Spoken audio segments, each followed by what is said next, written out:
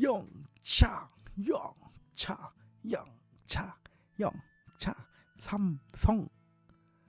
네, 이 소리는 인생이 떡상되는 소리입니다. 우리는 오늘 성경의 본문을 잘못 읽으면 요셉이 총리가 되었다, 그러니까 우리도 이와 같이 이 땅을 살아가면서 떡상해야 된다, 복을 받아야 된다, 이것이 우리의 복이다 라는 이러한 내용들이 기독교의 복이라고 생각하기 쉽습니다. 성경은 요셉이 떡상하는 이 이야기들 가운데에 예수 그리스도를 전적으로 나타내 보여줍니다. 한마디로 단순하게 이 땅에서 복을 받고 잘 살아가는 이런 이야기를 성경은 말하지 않습니다. 성경은 언제나 성경 가운데 나타나는 인물의 잘됨 뒤에는 오로지 하나님의 일하심, 즉 예수 그리스도가 드러나게 하는 이야기를 담고 있습니다. 이 땅에서 잘 먹고 잘 살기 위한 것을 성경은 말하지 않습니다. 오늘 이러한 이야기를 함께 살펴보려고 합니다.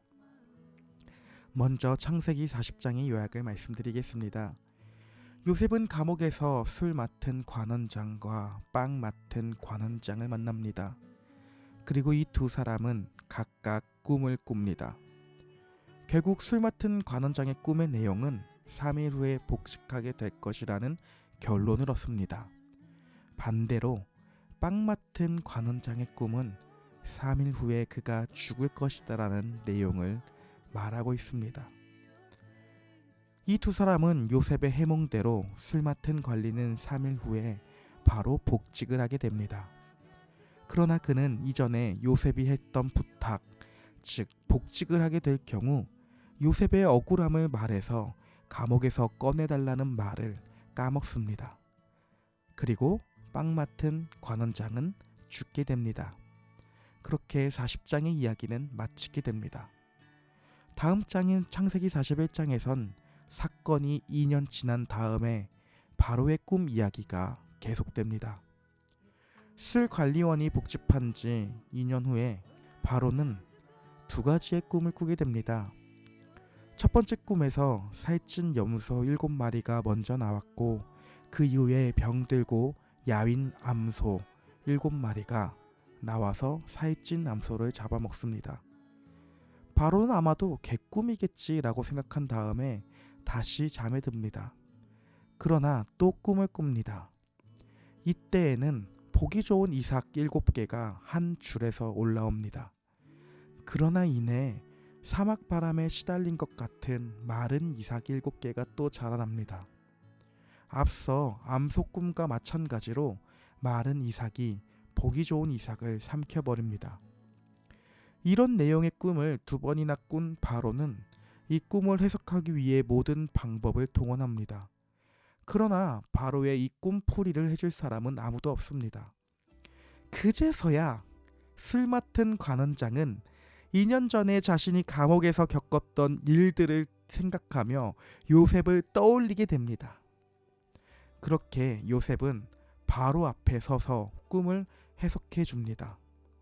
요셉의 꿈 해석은 이집트에 7년 동안 풍년이 있을 것이고 그 후에는 7년 동안 흉년이 있을 것이라고 말해줍니다. 그리고 현명하게도 요셉은 꿈의 해석만 바로에게 말해주는 것이 아니라 14년의 기간 동안 나라를 운영하는 방법들도 함께 제안합니다. 따라서 바로는 요셉을 죄송합니다. 어쨌든 바로는 요셉을 총리로 그날 당장 요셉을 임명합니다. 그래서 자신의 권위를 상징하는 반지와 세마포, 금사슬을 요셉에게 위임합니다. 이제 요셉은 흉년의 때를 대비하여 풍년 동안 일을 합니다. 그리고 요셉은 이집트 여인과 결혼해 모나세와 에브라임이라고 하는 이름의 아들을 낳게 합니다. 그렇게 창세기 41장은 마치게 됩니다. 이제 창세기 42장에서는 7년 동안의 풍년이 끝난 다음인 흉년의 기간이 시작됩니다. 따라서 가나안 땅에 살고 있는 야곱의 집안에도 먹을 것이 떨어졌습니다. 따라서 야곱은 베냐민을 제외한 나머지 아들들에게 이집트에는 먹을 것이 있다고 하면서 이집트로 가서 곡식을 사오라고 말합니다. 그렇게 야곱의 형제들은 이집트로 갑니다. 이집트에 도착한 형제들은 요셉을 만나서 요셉을 향해 절을 합니다. 이는 이전에 곡식단이 절하게 될 것이다 라는 창세기 37장에 나왔던 요셉의 꿈이 실현이 되는 것을 보게 됩니다. 그리고 요셉은 형들을 알아보지만 형들은 요셉을 알아보지 못합니다. 그리고 요셉은 형들을 시험합니다. 일부러 요셉은 형들을 향하여 누명을 씌웁니다. 형들이 이집트에 곡식을 구하러 온 것이 아니라 스파이 짓을 하러 왔다고 누명을 씌우는 것입니다. 그리고 형제들로 향하여 너희들이 스파이가 아니라면 너희들이 말한 대로 말했었던 대로 여기에 오지 않은 막내 동생을 데리고 와서 스파이가 아니라는 것을 증명하라고 합니다. 이런 일들 가운데에 요셉의 형들은 이전에 자신들이 지은 잘못, 즉 자신들의 동생이었던 요셉을 판 거에 대해서 후회를 합니다. 그 일 때문에 우리가 지금 이렇게 고통을 받나 보다 라고 하며 양심의 가책을 느낍니다. 그러나 모든 일에 평온한 요셉은 형들의 돈을 몰래 돌려주고 어느 정도의 흉년 기간을 버틸 수 있는 곡식도 함께 돌려보내줍니다. 형제들은 또 이를 발견하고 당황하고 두려워하는 모습으로 나타납니다. 이내 아버지인 야곱에게 도착해서 모든 사실들을 말하고 야곱은 베냐민을 주기 싫지만 곡식은 여전히 필요한 긴장 있는 모습으로 오늘 성경 본문은 마무리가 됩니다. 그리고 야곱의 아들들 중에서 시므온이 포로로 잡혀있게 되었기도 하네요. 어쨌든 그렇게 오늘 창세기 42장 본문은 마치게 됩니다. 그렇다면 오늘 본문의 이야기는 도대체 무슨 이야기를 담고 있는 것일까요? 오늘 본문의 이야기는 요셉처럼 이 세상 가운데에 총리가 되는 그런 방법처럼 떡상해야 하는 기독교인으로서 우리는 많은 복을 이 땅을 살아가면서 누려야 됩니다. 많은 영향력 있는 사람이 되어야 합니다. 라고 하는 그 이야기일까요? 만약 성경이 단순한 인간의 성공 스토리라면, 어떤 인물전이라면, 위인전이라면 저는 제가 먼저 성경을 읽지도 않을 것이고 여러분들을 향하여 성경을 읽자고 하지도 않았을 겁니다. 오늘 성경은 요셉이 겪는 복들 가운데에 장차 오실 만왕의 왕이시자 구원자이신 예수 그리스도의 사역을 선명하게 보여주고 있는 본문입니다. 한마디로 오늘 이야기는 처음부터 마지막까지 인생의 성공에 대한 이야기가 아니라 예수 그리스도로 매우 가득 채워져 있는 것입니다. 이를 살펴보겠습니다. 일단 오늘 요셉은 감옥의 자리에서 총리의 자리까지 올라갑니다. 이러한 요셉의 떡상은 단순한 인간적인 성공을 말하고 있지 않습니다. 먼저 요셉이 감옥에 가게 된 이유에 대해서 한번 생각해 봅시다. 요셉이 죄가 있어서 감옥에 갔나요? 그는 억울하게 죄가 없이 감옥에 갔습니다. 그렇게 그는 감옥에서 살아갑니다. 이제 그는 떡상하게 됩니다. 물론 중간에 2년이라고 하는 잊혀짐의 기간이 있지만 하나님의 정한 때에 단 하루 아침 만에 요셉은 총리가 됩니다. 한마디로 그는 떡상합니다. 이런 요셉의 떡상은 바로 예수 그리스도의 구원의 모습을 핵심적으로 잘 보여줍니다. 요셉은 억울하게 감옥에 갔습니다. 마찬가지로 예수께서도 죄가 없으심에도 불구하고 재판을 받아 십자가형에 처해집니다. 죄 없는 요셉이 감옥에 간 것처럼 낮아지심, 즉 신학적인 표현으로는 비하의 단계를 겪습니다. 그리고 예수는 이 죽음 이후에 부활이라고 하는 높아지심, 즉 신학적인 표현으로는 승귀의 단계를 보여줍니다. 요셉의 감옥의 모습과 총리의 모습, 이 떡상의 모습은 바로 예수 그리스도께서 이 땅에 오셔서 보여주는 구원자의 방식, 즉 낮아지심, 비하라는 고난을 통해 높아지심, 승귀라는 영광을 보여줍니다.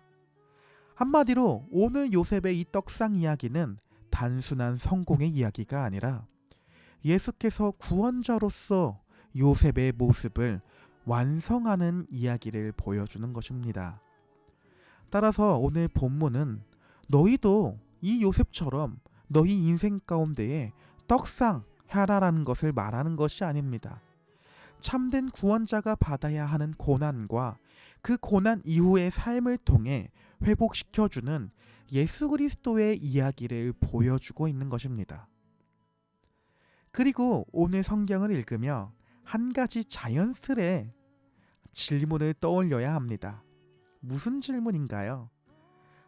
힌트는 결혼입니다. 바로 요셉의 결혼 문제입니다. 하나님은 가나안에 있는 사람들과 결혼하는 것을 막으시면서 오늘 이집트 사람과 결혼한 요셉에게는 부정적인 묘사가 나오지 않습니다. 이는 요셉의 아들들의 이름의 뜻을 보면 알 수 있습니다. 그리고 이 본문은 제가 볼 때는 불공평해 보입니다. 왜 제가 그렇게 생각할 것 같으시나요? 다른 가나안과는 결혼하지 말라고 하면서 요셉은 마치 어물쩍 넘어가는 것처럼 성경이 말하고 있기 때문입니다. 이에 대한 대답으로는 사실 구약 성경에서 이방인과의 혼인에 대한 문제는 민족과 민족, 외국인과 결혼해야 된다라는 그런 어떤 문제보다, 인간의 혈통적인 그런 문제보다 항상 하나님과의 관계에 대한 문제가 더욱 큽니다. 따라서 구약은 이방인과의 결혼을 금지하는 본문은 결국에 다른 신을 섬기지 말라는 본문의 의미와 연관이 됩니다. 그렇다면 오늘 이집트 사람과 결혼한 요셉의 이야기는 어떻게 보아야 할까요? 먼저 다시금 반복해서 말씀드리지만 구약 성경에서 나오는 하나님 백성들도 민족적인 이스라엘에게만 적용이 되는 것이 아닙니다. 추후에 성경을 읽으면서 살펴보게 될 기생 라합, 여호수아서에 나오죠.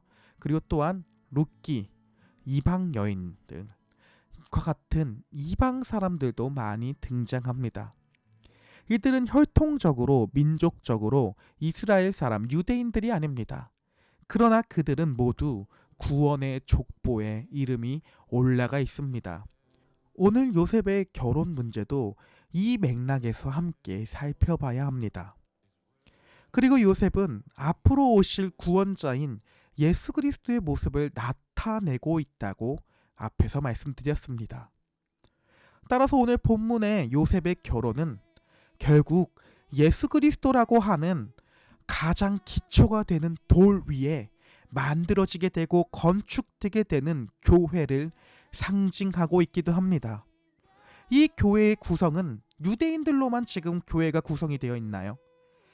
각 시대마다, 각 민족마다, 각 나라마다 모두 교회로 모입니다. 한마디로 교회의 구성원들은 유대인들을 넘어서 이방인들로도 이제 구성이 됩니다. 그러나 교회의 초석은 단 한 사람 위에 세워지게 됩니다. 바로 예수 그리스도를 통해 구원받은 신자들의 모임, 신자들 자체를 모두 다 교회라고 우리는 이제 부릅니다. 그리고 오늘 요셉의 결혼은 이를 잘 나타내주는 모습인 것입니다. 이제 마지막입니다. 요셉의 형제들은 요셉을 알아보지 못합니다. 이는 결국 예수 그리스도라고 하는 메시아가 약속대로 자기 백성의 땅에 오지만 그 땅의 백성들은 메시아이신 예수를 알아보지 못하는 모습을 보여줍니다. 그러나 결국 요셉은 이제 창세기 후반부의 이야기에서 자기 자신이 동생 요셉이라는 것을 알려줍니다. 마찬가지로 예수께서도 이제 자기 자신이 하나님이 보낸 그 메시아다 내가 너희들을 구원할 구원자다라는 것을 자기 자신에 대한 계시를 백성들에게 나타낼 것입니다. 그리고 요셉은 형제들한테 자기 자신을 알리기 전에 형제들을 먼저 시험합니다. 이는 왜 그런 것일까요? 그저 요셉이 형제들을 향해 골탕 먹이기 위해서 혹은 복수하기 위해서 그런 것일까요? 아닙니다. 요셉은 형들이 스스로 지은 죄를 깨닫게 하기 위해 의도적으로 그런 행동을 합니다.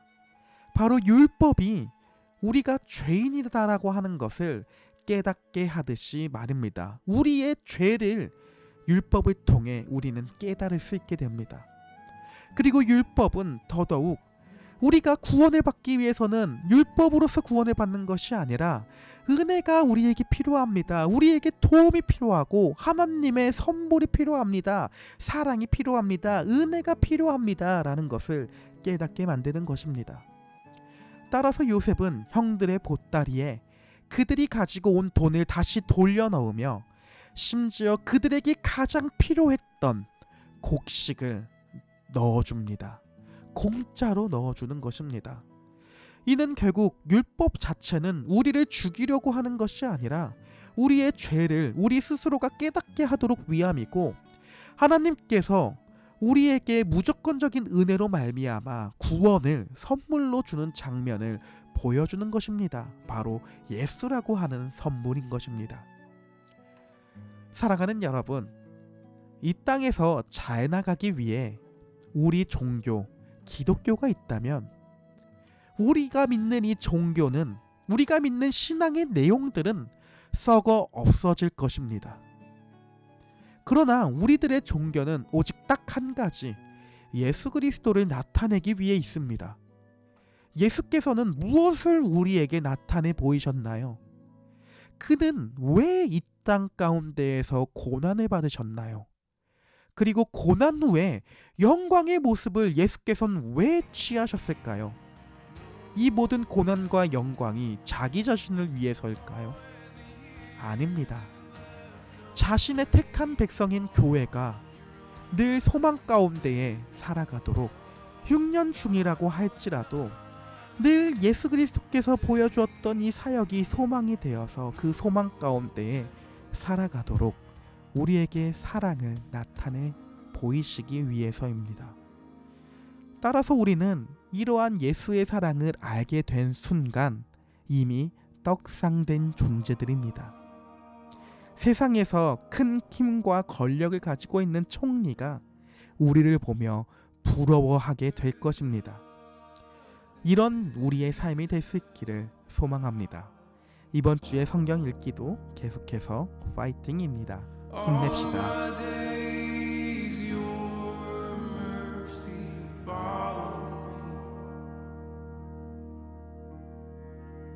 There